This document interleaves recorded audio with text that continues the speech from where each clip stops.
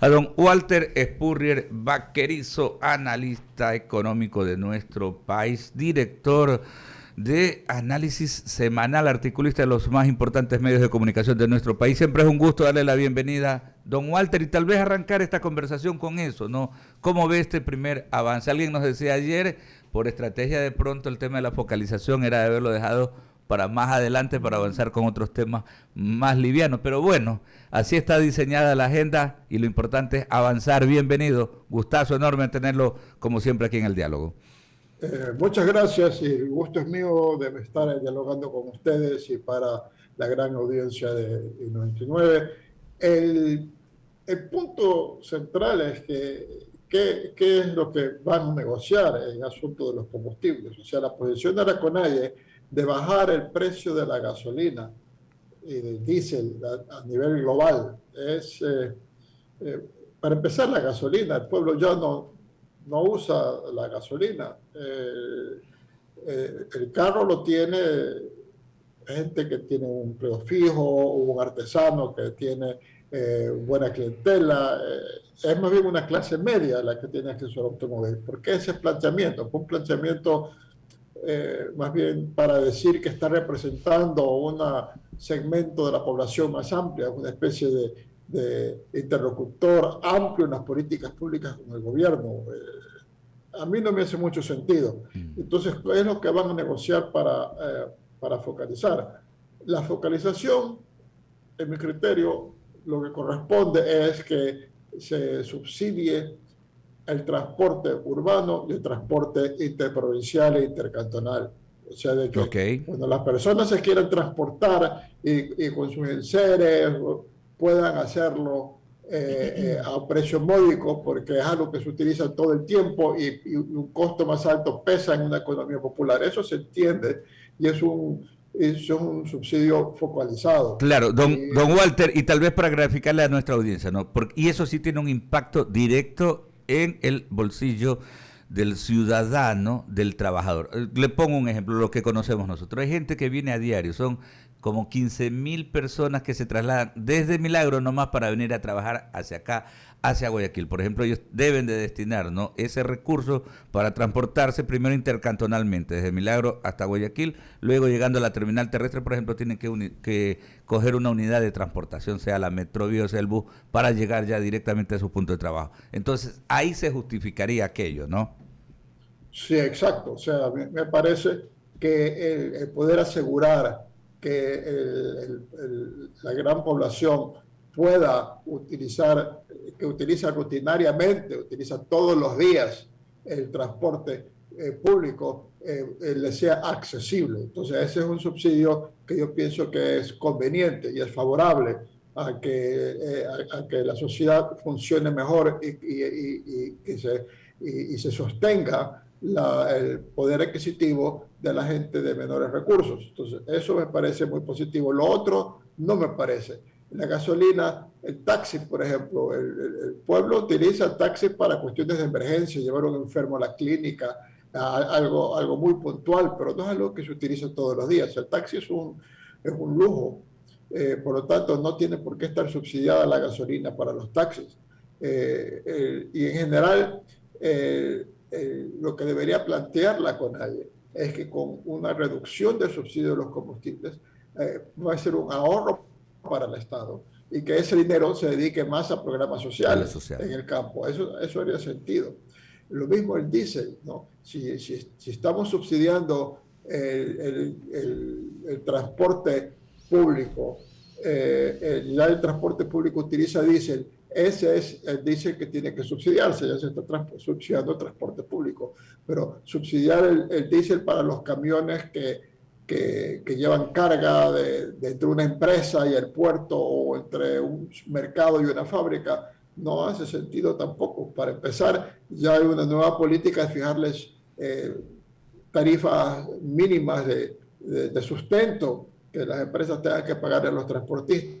Entonces tampoco tiene sentido eso. Y si fuese a haber como digo, focalización de los combustibles debe ir exclusivamente al transporte público. Y Ok, ahí retornar a la gradual reducción del subsidio para que el resto de la economía se vaya ajustando lo que teníamos antes y el Estado se ahorraría una enorme cantidad de dinero. es que justamente ahí nos salta una inquietud, ¿no? Porque, claro, la transportación, lo entendemos completamente, ¿no? La transportación intercantonal, interprovincial e incluso urbana que utiliza aquello. Pero entendíamos también que, por ejemplo, hay transporte pesado de carga que traslada productos que sí son de incidencia directa en la economía del hogar. Entendemos también que, por ejemplo, hay actividades agrícolas y agrícolas pequeñas que también requieren y han pegado por su voz de alerta. E incluso ayer que hablábamos sobre esta temática, ¿no? El presidente de la Cámara Nacional de Pesquería decía las actividades también del sector sí necesitan tener un combustible a un costo diferenciado porque de alguna manera esto permite defender y sustentar las plazas de trabajo que nosotros fomentamos, que le damos a la actividad productiva. Entonces, de acuerdo a su punto de vista, aquello no debería de estar considerado. Bueno, en el caso de la pesca artesanal, tienen una tarifa fija muy, muy baja y no ha entrado en el reajuste, en la eliminación del precio de los subsidios, no ha entrado. O sea que en ese sentido eso no se ha cuestionado hasta ahora.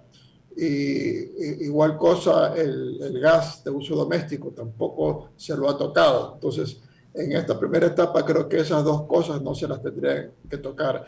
En la parte agrícola, el transporte en camiones o en camionetas de los productos agropecuarios, yo pienso que ahí no debería estar subsidiado. Eso ya se presta a mucha complicación, eso ya se presta hasta a mucho desvío, a una ineficiencia en el subsidio.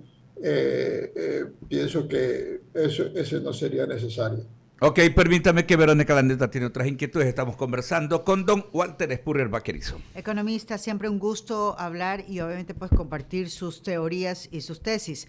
Pero mire lo que ya más o menos viene avanzando en el tema de la focalización de los subsidios, porque la mesa ayer algo avanzó y hay una propuesta que llevaría para la focalización mediante tarjetas con cupo de combustible subsidiado. ¿Cómo lo ve usted, esa primera propuesta que surge en esa mesa? Bueno, yo no estaría de acuerdo con eso, pero en todo caso, si con eso se destraba el hecho que en términos generales pueda subir para el resto de los consumidores la gasolina y el diésel, pues sería una posición de transar, ¿no? Si esa va a ser una posición, se necesita para que la CONAIE levante su oposición al alza del diésel automotor y de la gasolina.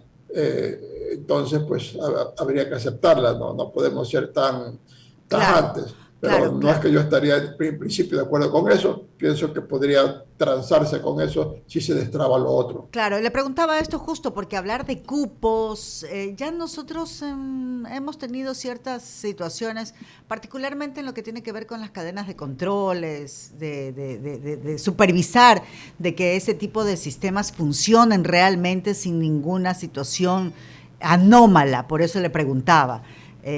Manejarse con esto de cupos, ¿no? Pero podría ser definitivamente pues una solución para destrabar el tema político, pero debe siempre prevalecer lo técnico, por eso le consultaba. Así es, sí, estamos de acuerdo en ese punto. Sería, digamos, una opción política si destraba lo otro, aunque lo ideal sería que no entrar en ese sistema de cupos.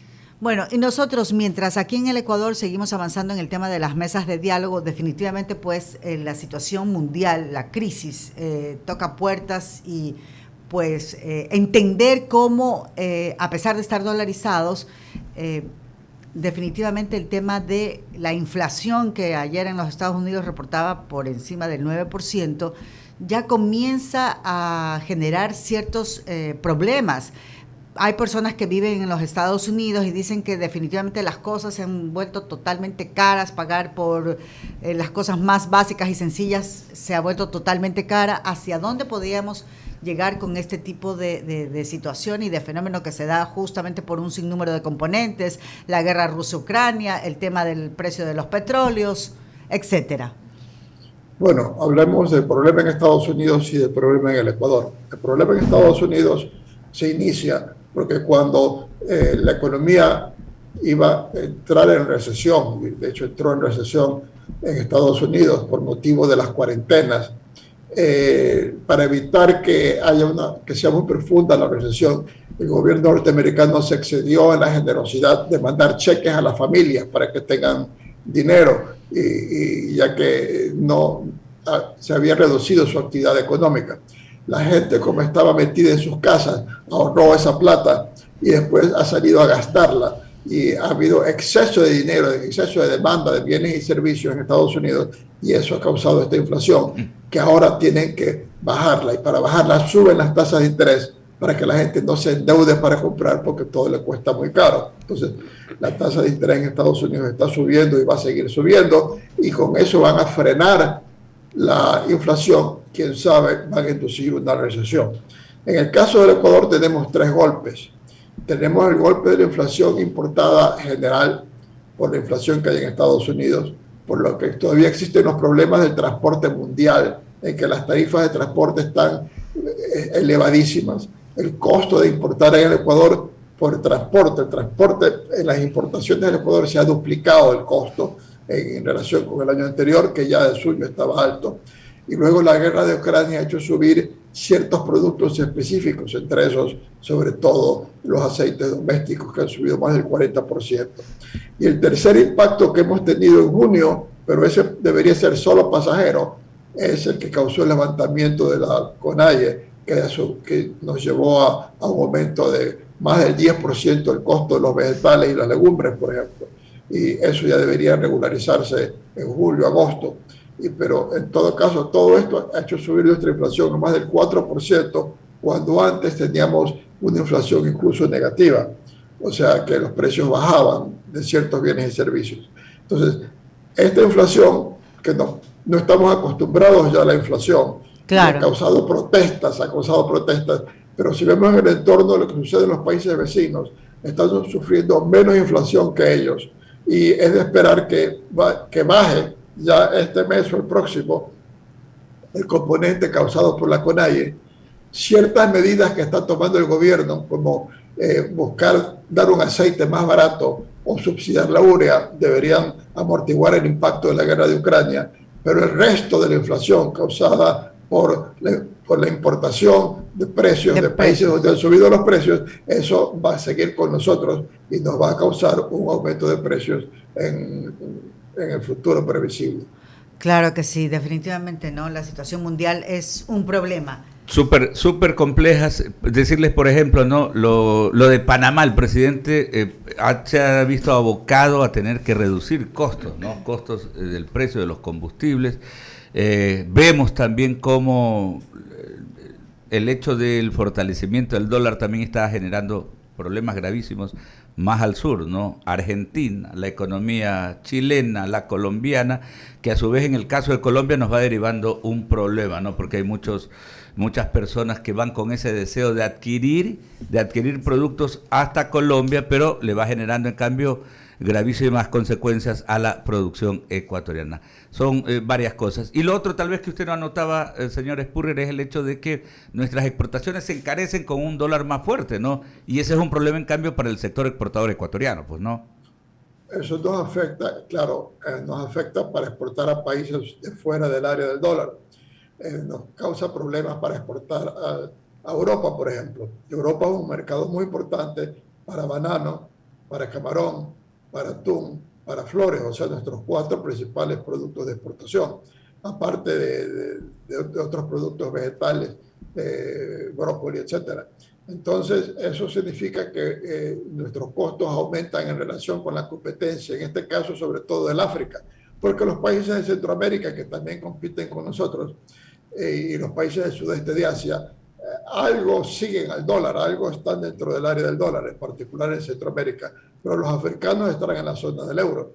Eso nos afecta, por ejemplo, para las flores y nos afecta para el banano, las exportaciones, para el camarón, exportaciones que pueden haber desde el África. Eso significa que un golpe para nuestros exportadores que tienen que bajar sus precios en circunstancias pues, en que los costos internos les están subiendo. Perfecto. La del tramo final, permítame, Lorena va que tiene una inquietud para usted. ¿Cómo le va, señor Spurrier? Ahora, una lectura un poquito más localizada a nivel de país. Tenemos que el flamante ministro Arosemena se ha basado en 3 puntos: asegurar el gasto social, bajar el costo de la vida y los atrasos, crecer la economía y construir obra pública. Son los 3 ejes donde se ha basado Pablo Arosemena. Ahora, ¿cuál es su perspectiva o su lectura al respecto? ¿Qué sumaría o qué disminuiría dentro de esta propuesta, de estos compuestos, de los compuestos ejes de Arosemena? Bueno, cuando subió Guillermo Lasso y nombró a Simón Cueva ministro, la meta de Simón Cueva era reducir el déficit fiscal y llegar a un entendimiento con el Fondo Monetario. Y todo estuvo supeditado a eso, al punto que vemos que, por ejemplo, el ministro de Transporte y Obras Públicas que renunció, dijo que se iba y que había los proyectos de inversión en obras públicas y que no le habían dado dinero para ello. Aparentemente no hubo dinero también para las compras de medicina, porque la meta central era la reducción del gasto.